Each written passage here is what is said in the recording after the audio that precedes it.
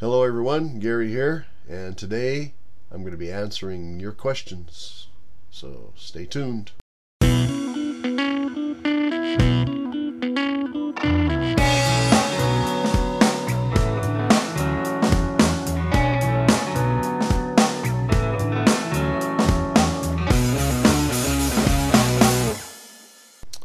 So the other day I went on Facebook, which is where I usually have my best interaction with my friends and my fans, and I asked everybody to come up with 10 questions for me to answer here on YouTube for this video.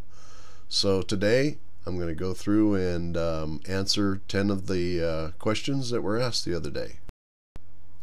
So Heather Lan asked the question, what is a histogram and how do I use it for both when taking the shot and when editing? And also Kevin Cowley asked, how do I make a night landscape picture bright enough to print? Well, Kevin, the answer to your question is to use a histogram and to make sure that you've got a bright enough shot to begin with at nighttime. In other words, make sure you're exposed and bright enough. And so Heather, what is a histogram and how do I use it? So you can use your histogram while you're out in the field to make sure that you're exposed properly. Just like I had mentioned to Kevin just a second ago, you can always go back to the back of your screen, check your histogram to make sure that the exposure that you have is bright enough. It also helps you to make sure that you're not too bright and that you're not clipping some highlights. So the basic answer to why you want to use a histogram is to make sure you have your exposure correct, to make sure it's not overexposed, and also to make sure that it's not underexposed. So histogram's pretty easy to use once you figure it out, and I'll probably do a video on that here real soon.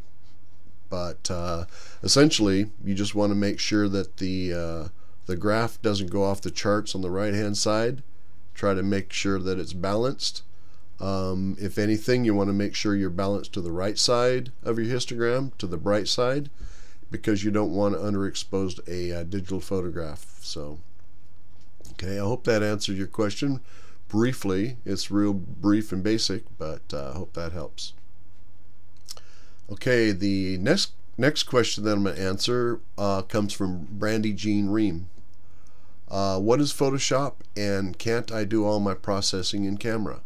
Okay, Photoshop is a program that you use when you don't want to process in your camera. So you want to take your photos out, you can essentially just use Lightroom to do your photos. But if you want to do any advanced processing to your photos, your photography, you're going to probably want to use Photoshop, because it has a few features that Lightroom doesn't have. So whenever I do any kind of layering or any kind of compositing or things like Orton effect, things like that, typically I'll do it inside of Photoshop. Alright, and so to answer your second question, Brandy, yes, you can use your camera to process your photos. There are already standard presets in there, such as portrait, vivid, landscape, neutral. Also, you can do monochrome, black and white processing and conversions in your camera. To take it further past the presets that come with your camera, you should have, in most digital SLRs, have a place where you can go in and you can take your photo and you can do your own processing. You can increase saturation, change color balance, contrast, things like that. Do some basic adjustments in the camera, and then you can save them as your own preset. And so when you get some that you enjoy, that you like, you can choose those, shoot your photo, export it with that preset in there, and you've done all of your photography and your processing and everything inside the camera. It's typically exported as a JPEG, and I think you should be able to export it as a TIFF, but don't hold me to that, because I don't do that myself. I have a good friend, his name is Randall, and that's how he processes all of his photographs. He's got a couple of galleries. He's a very successful photographer. So don't think that you really need to go and use Lightroom or Photoshop to be able to do your photos. If you don't have Lightroom and Photoshop, go in and see if your camera has the ability to be able to adjust the photos and export them. And certainly you can do all your photos in camera. Okay, the next question that I'm going to answer concerns file formats. And Shelley Cavale, I hope I'm saying that right. What's the difference between RAW and JPEG? Benefits of each. And Kai Chin asks the differences between RAW and TIFF, and should I shoot RAW? Okay, so let's talk about that for a second here. Shelley wants to know the difference between RAW and JPEG. And then Kai wants to know between the difference between RAW and TIFF, okay, and why you should shoot in RAW. All right, let's get into this. RAW files basically are not a photograph. They're digital information that your camera uses to create the photograph. So instead of taking that digital information and allowing the camera to process the photos, much like I covered in the last or the previous question about that Brandy Jean Ream had about processing in the camera, what we're doing is we're taking the digital raw information and taking it out of the camera. We're putting it into a program such as Adobe Camera Raw or Lightroom, and then we're going to be processing it ourselves. That's what raw file is. A raw file is. So what we're going to do is we're going to take that into Lightroom, we're going to process it, and then we'll save it as either a JPEG or a TIFF file. You can also save it as a DNG or another file such as that. But a lot of people use TIFF files. TIFF files are really, really large files typically because they're completely uncompressed. A JPEG is a compressed file. So when you compress a file, you remove digital information. The more you compress it, the more it degrades the image. So a lot of times you'll see low resolution JPEGs and they're really kind of crummy looking. They are not real resolute or sharp. Okay, the TIFF file will remove none of that digital information in there, and so you'll save it as this very clear, resolute, uncompressed file. But it takes up a lot of hard drive space. A lot of the companies that do printing take uncompressed or minimally compressed JPEG files, and they're able to print those very well. So the long and the short of it, a raw file is digital information that allows you to process your own file to make it look like you would want the photo to look, or to produce more what the scene looked like when you were there, or to be able to create something artistic a little bit more processed with than a typical raw file would be. A JPEG is a compressed file, so you can use it to compress the file size down to something that you can use on a website or on the internet. And then a TIFF file is a non-compressed file that allows you to save your file with all the information in it. And that's a basic rundown of those three file sizes. So I hope that helps, or file types. I hope that helps. Okay, the next question is from Sherry Moore. How do I fix crappy shots I've taken? The long and short of it is that you really can't shoot. You can't fix crappy shots. Once you've ruined a photograph, you pretty much can't fix it. So if you've overexposed a photograph, if it's clipped, if the highlights and stuff are clipped on it, you won't be able to recover those. If it's underexposed and you increase the exposure, you're going to introduce a lot of noise into your photograph. If it's out of focus, there's no way that you can focus after the photograph has been made. If it's the composition is bad, you can't recompose your photograph. I can go on and on. So basically, if you've created a stinker, toss it aside, learn from it, use that file or that photograph to learn what you did wrong, and then go out and redo the photograph without making those mistakes. And so the purpose of a crappy photograph and the reason for a crappy photograph should be nothing more than a learning experience to be able to do a better photograph in the future. So, all right. Okay, the next question comes from 3 different people, and it's from different directions here. So, Charlotte K. Lowry, Nick A. Moore, and Don Sadler all asked different, but let me go through here. All right, different questions, but here it is basically asking kind of the same thing, or at least they're asking what I'll cover here with focus. Why are my pictures out of focus? Where should I focus? Excuse me, where should the focus be in the image? Now that was asked by Charlotte. And Nick Moore asks, why aren't my pictures sharp? And Don Sadler asks, how do I make a blurry photo sharp? Okay. All right. Now, Don, this gets back to the question that I had answered previously about how do I fix a crappy photograph. All right. Once you've photographed a photo and it's out of focus, you can't go back in and refocus it afterwards.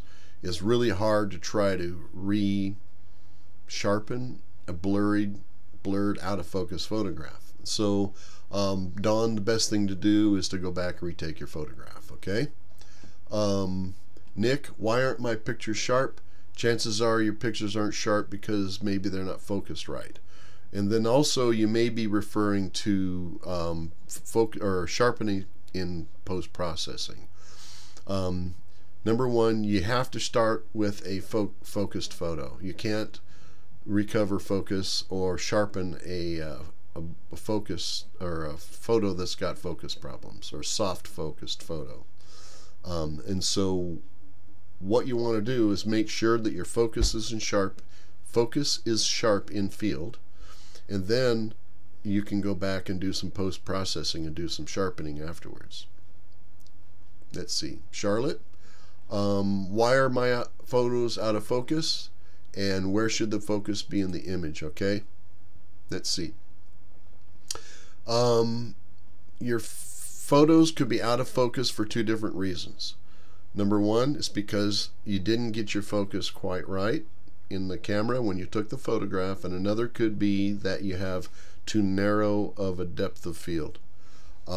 If your depth of field is is too narrow, and you're trying to get everything in focus, then you're going to have areas that could be in the front of your image or behind your image that are going to be out of focus.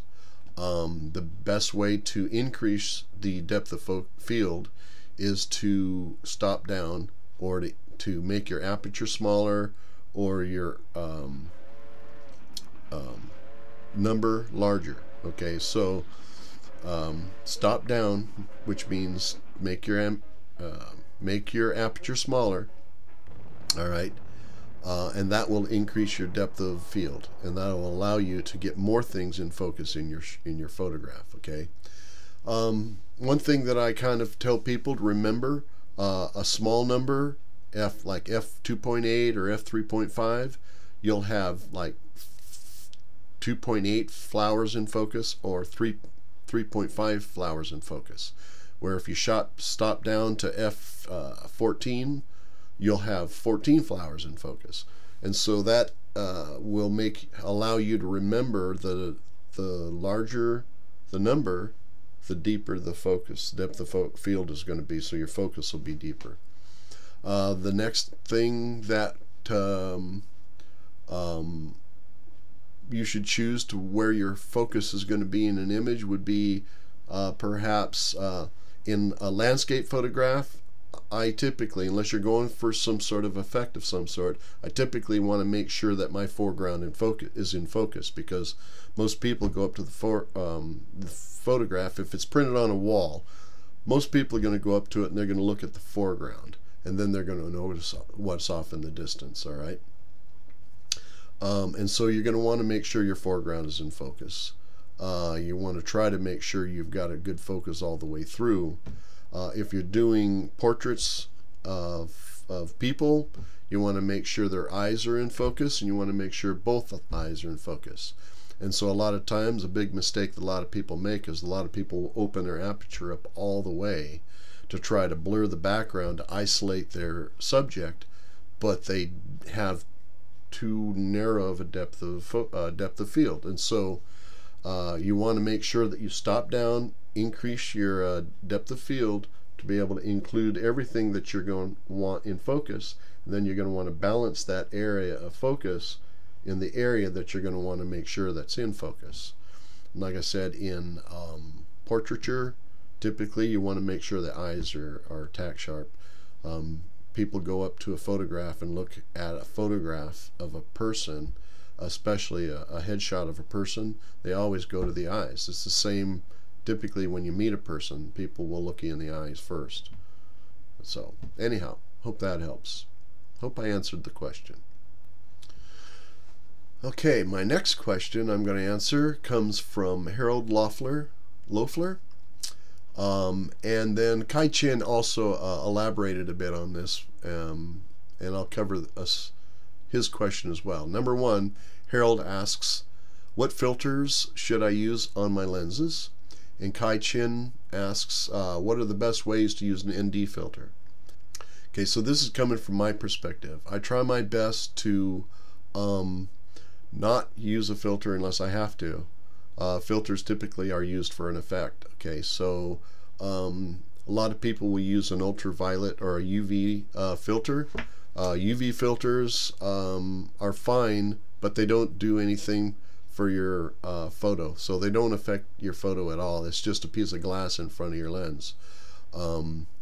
They used to work back when we used film, but these days you have filters on your sensor that do that job for you.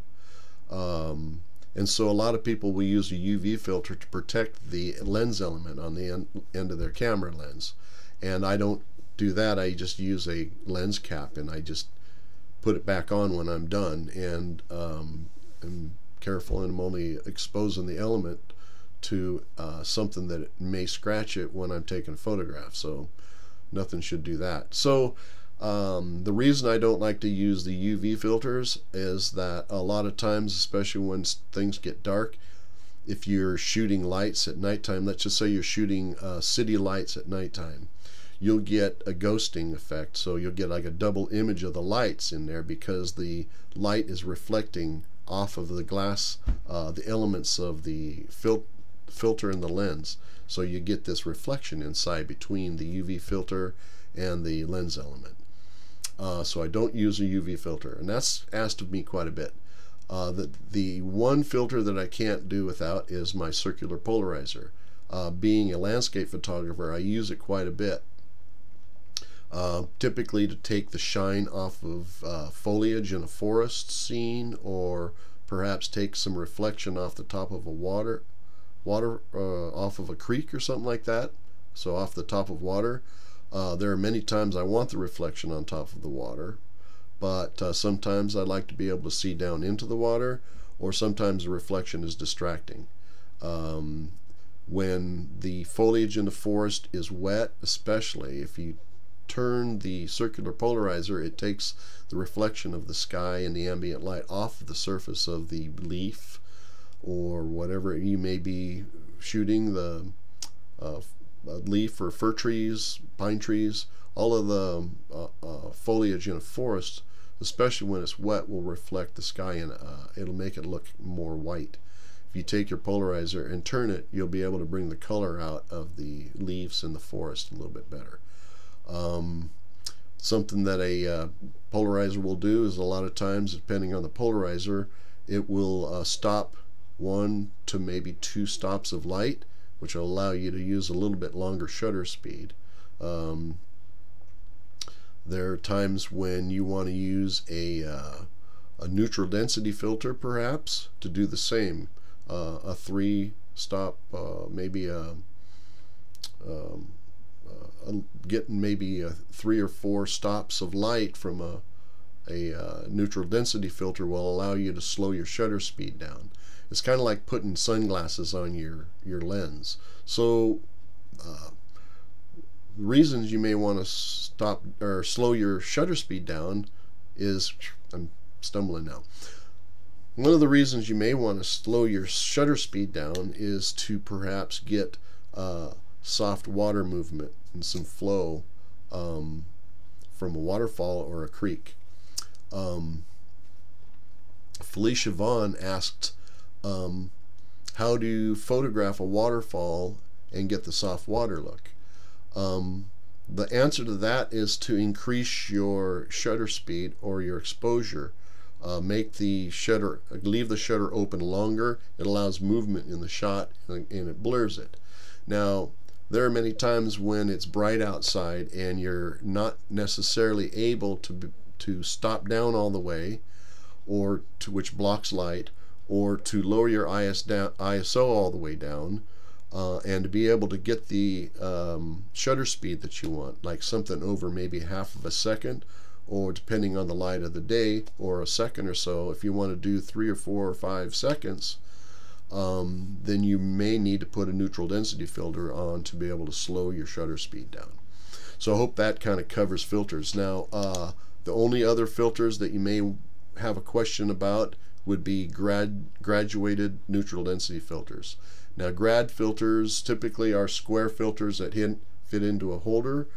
Some people hold them by hand and put them in over the lens. That requires a little bit of practice and technique, but still, a grad filter will be dark on the top and light on the bottom. A lot of times it'll start dark and then halfway through it'll be graduated to clear. Some filters will actually start dark in the center and graduate to the top. They're reverse graduated neutral density filters.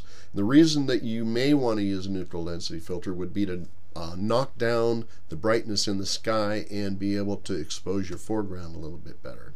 A lot of times you'll go and try to photograph a scene and you want to try to do it in one shot, or knock down the brightness of the sky and bring the foreground in. You'll be able to put a graduated neutral density filter over the top where the sky is, and then block a little bit of that.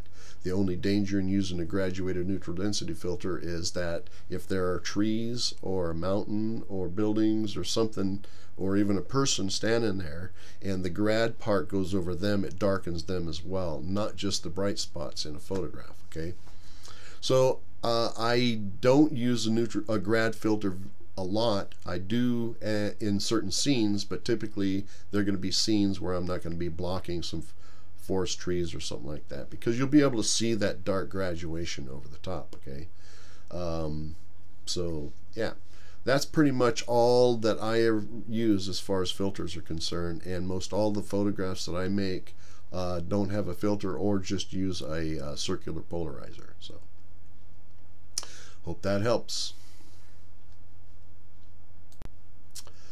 Okay, the next question that I'm going to answer is from Joe Sparks.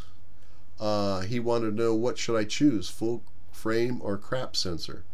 Now, I'm not sure if that was supposed to be crap or crop, but that's how he typed it.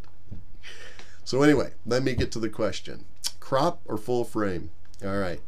There are advantages to both, and nowadays with the new digital sensors, the crop sensors are really very, very good, especially if you aren't going to be using your camera to shoot in real challenging situations, typically in dim light. Most of the high dynamic range sensors are in full frame bodies. Okay, but generally you really don't need a full frame camera unless you need the megapixel count and you're going to be blowing stuff up really, really large.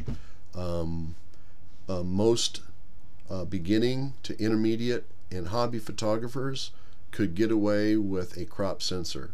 A lot of beginning and intermediates feel that if they just go to a crop sensor, their photos are going to be better, when they really haven't used their crop sensor camera to its full potential yet, and they really haven't learned all of the basics in making a good photograph no matter what camera they have.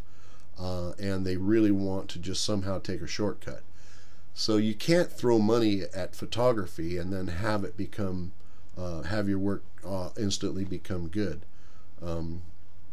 It just doesn't work that way. You know, a crummy photographer can have a really expensive camera and just make crummy photos, or a really good photographer, on the other hand, can probably take a pretty crummy camera and probably do a pretty good job at making a photograph. Okay, so the expense in going full frame as well.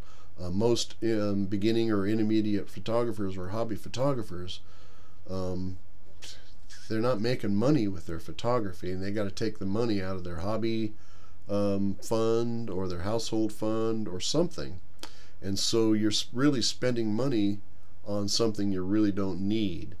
And that's just my opinion. Okay, now I do use full frame sensors, and I use full frame cameras on the work that I do, but again, I'm a full-time photographer. I do more than just landscape work, and there are times when I need that dynamic range and that high ISO capability of some of these cameras. So in addition to that, there have been times when I've had the need to enlarge my photos quite large. My work's been on billboards and the sides of trucks. Let me think what else. And just large prints. Got some pretty large prints hanging around out there too. So unless you really have a good practical need for a full frame camera, then I would probably save my money and just enjoy the one that I have. Try to buy a good crop sensor camera, but don't feel that the full frame camera is going to make your work any better. Let's see. Lenses and full frame cameras and crop sensor cameras. A cropped sensor lens won't work on a full frame body, but yet a full frame lens will work on a crop sensor body.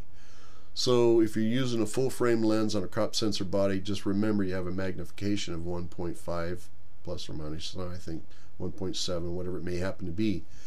If you use a 200 millimeter lens and shoot on a crop frame sensor camera, then you're actually shooting like 350 millimeter. So there are times when if you're shooting wildlife and you put a 300 millimeter lens or something like that on your camera, you're going to be able to, like, without even trying, have a closer photo of that bird than if a person had a full frame lens or a camera with the same lens. They would have to crop in. Now their megapixels will help in there because they have to crop in to get the same photo you do. So yeah, that's how I feel about cropped and full frame cameras. If you got a ton of money and just want the best camera gear out there, you're going to go out and buy full frame lenses and bodies and stuff. If you typically start out with a cropped sensor camera, in which most beginning and intermediates or beginning and hobbyists do, then you're going to jump up to a full frame. You're going to have to sell all your lenses and everything and buy new lenses and all that kind of stuff. So don't think that you need a full frame camera to make good photos, because you really don't. So just kick ass. Learn your camera the best you can. Learn some of the basic photography principles, and just become the best photographer you can. And you just use the gear you have. So yeah, there you go. Okay, the next question I'm going to answer is from Fred Cafode. Why does the horizon line tilt? It always looks like I fell down when I snapped a picture, or maybe the earth moved. So I feel your pain. Even when I'm shooting on a tripod, if I'm just going by my eye, a lot of times it'll be off a degree or two. And so a lot of times I'll bring up my auto level I've got, or not auto, it's a leveling screen that I have on the back of my camera. And nowadays most cameras I think have that on there. If you bring that up, it'll allow you to set the horizon as well as the tilt front and back. And so you're able to sit and level out your camera beforehand on your tripod. As far as shooting handheld, takes a lot of practice to be able to just see the horizon and see how it's level. So just make sure you don't have one boot that's taller than the other, okay, and you're going to be good. Hope that helps. I'm not sure it did. Just, you know, just get as good as you can at being aware of the horizon, and then if you're shooting raw and going in and doing some post-processing, you can always go in and correct the horizon a little bit if you were a little bit off. So I hope that helps. Okay, the last question, I think this is 10. The last question comes from Gary Lawyer. Gary, what makes your choice in a color photo or black and white? Okay, what makes me decide between a color and black and white photo typically has to do with light, contrast, and textures. Once you remove color from photograph, all you have left is tonality, light, and you've got texture and contrast. And once you remove the color, you have just the basics of that to deal with, all right? And so if you have something that has a really nice textured scene in it, nothing too busy, a lot of times a photograph that's got too much texture in it can just overwhelm it, especially if each part of the texture has a different color. There are times when I go through and there's hardly any color in a scene at all, so maybe it's kind of flat, maybe it's just some dirt and a mountain in the background. I don't know. Okay, I have a good example, I think. I was shooting at White River one day, and it was in the middle of the day, and my clients were kind of upset that we didn't have real good light. It was real harsh and whatnot. So there wasn't a whole lot of color there. I was shooting at a place where it wasn't green. White River is actually where I was shooting. There's no moss, there's no plants, there's nothing but rocks there. So the rocks are all gray, and then the sky was just kind of white, and then the mountain in the background, it had snow and dirt, and so there was no color in the scene. But yet the rocks had some really cool texture. The creek and the water coming down created some cool texture, and then the sky didn't need to be a color. It was white, and it gave contrast to the mountain in the background. It was just an instant candidate for black and white. Another example is that I showed up one day, again during the daytime, on a blue sky day, and I photographed some snow that was a foreground with Mount Hood in the background, and the snow had melted and water had ran down and created these ripples. And then the night after that, it got cold again and it snowed over. The long and short of this is that it made these awesome lines, and there was just white snow, and the mountain was white and the sky was blue. And so I changed it to black and white. I made the sky dark and the contrast harsh and stark to be able to delineate the foreground texture. I just changed it to black and white, and it just turned out to be really striking.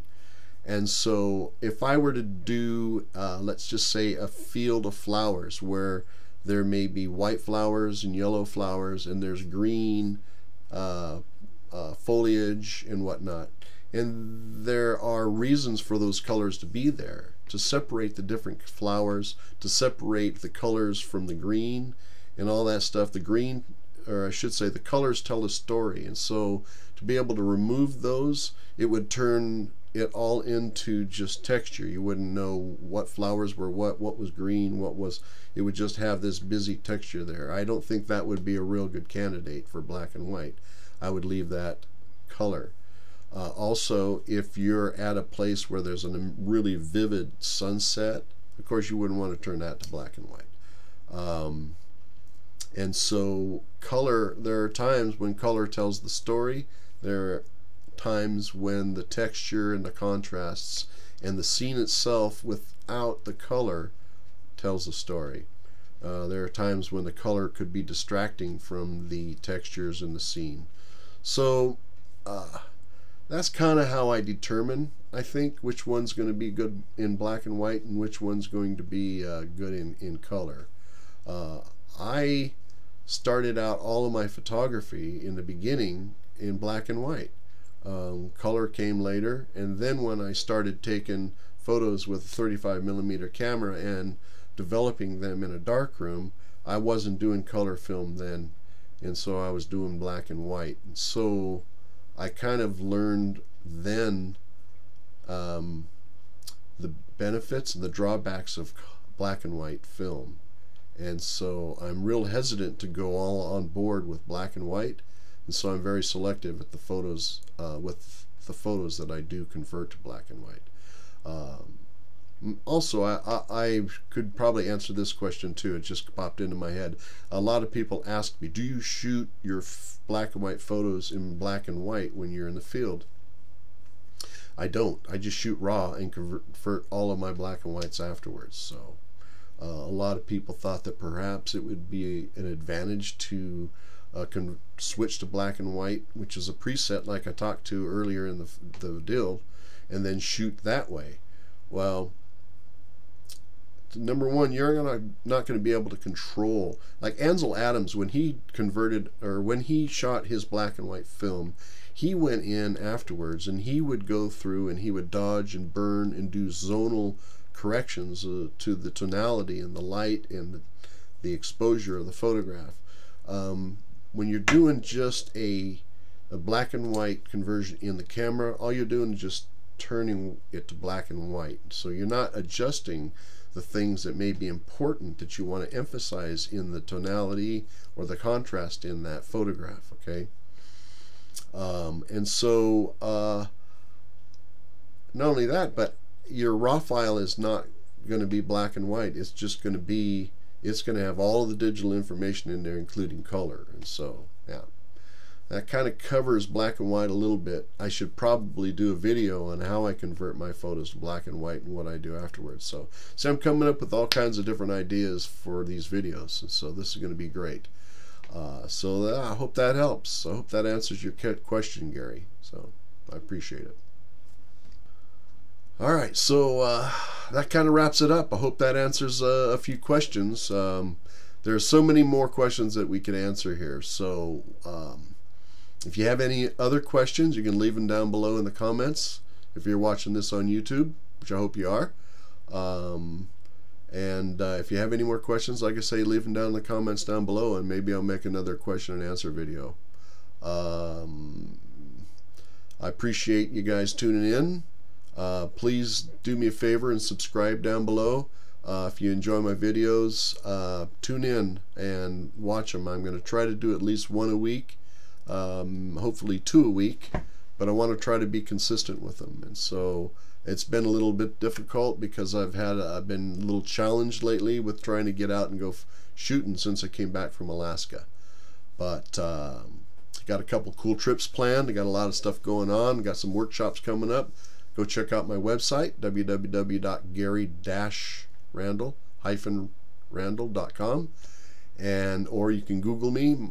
I'm the most famous Gary Randall in the world. And so please tune in for some more videos like this. I want to try to help those that are just beginning and people that are perhaps intermediates, trying to push their photography a little bit further. So yeah, thanks for all the questions. Thanks everyone, and I hope to talk to you again soon. Take care. Bye.